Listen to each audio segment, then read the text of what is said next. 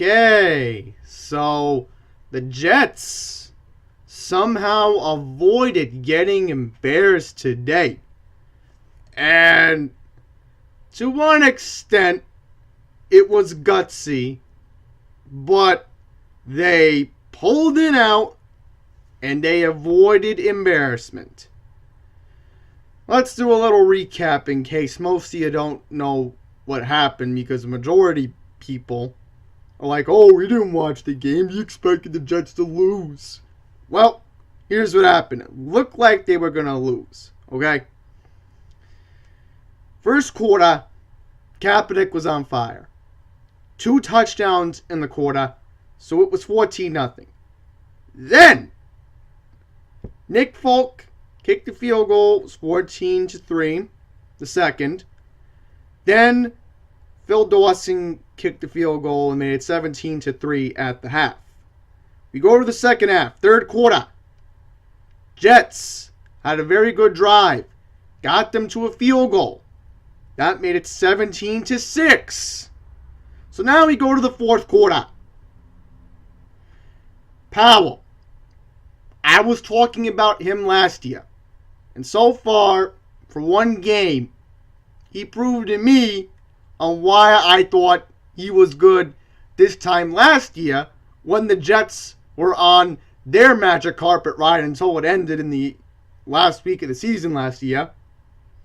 So, you get the touchdown in the fourth, and then Folk miraculously ties the game, so the Jets were able to get 2 drives to tell you about it that helped them get this game to overtime.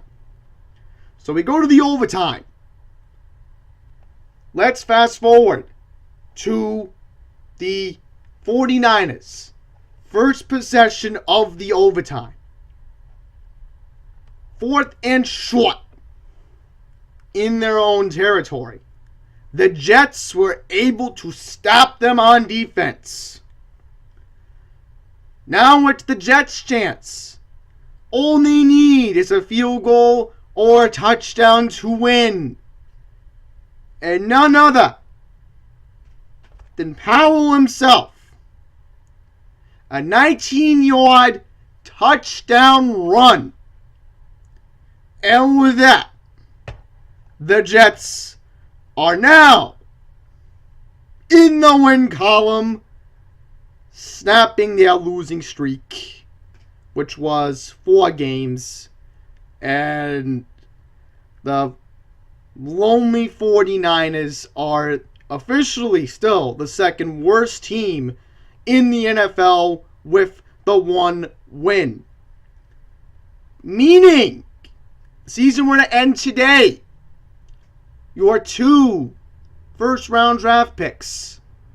Number 1 selection would still be Cleveland Browns. Number 2 would be the 49ers. I'm trying to pull up the other team in a sec because I don't want to be wrong. But for Todd Bowles to win the game of his career, which in my opinion it was. Wow. That was, again, gutsy. They're officially 4-9. I got it correct. So now, San Francisco has 12 losses. So, looking at it, it's a joke, the 49ers. I don't need to get into it, and so are the Jets. But hey, the Jets took care of business. Now, the only problem is they have to play the Miami Dolphins next week. That's too much for the rookie quarterback, Bryce Petty.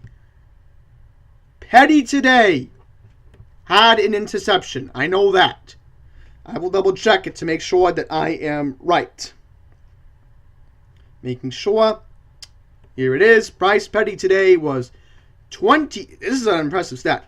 23 for 34. Threw for 257 yards. And of course, the 1 interception. Powell on the day, in total, had 145 yards. So, That was a pretty good day for him. In a game where, as I said earlier, it was do or die for Coach Todd Bowles. And wouldn't you know, he won the game of his career.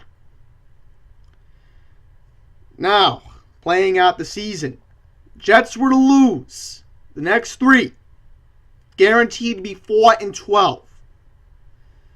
I do not see them winning the next 3. It's my opinion, because it's too much for the rookie to handle. You know, if I'm the Patriots playing against the Jets on Christmas Eve, I bench Brady if I clinch the playoff spot and let Garoppolo get some playing time. That's my opinion. But maybe the Buffalo game is winnable. You never know. It might be winnable because by then, maybe the Bills are out of playoff contention.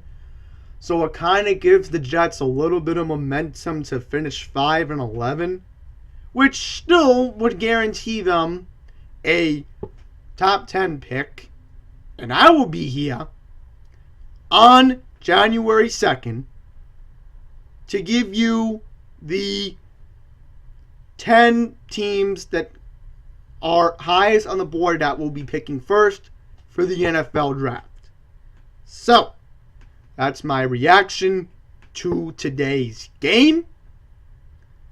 And let's see what happens next week when they play the Dolphins.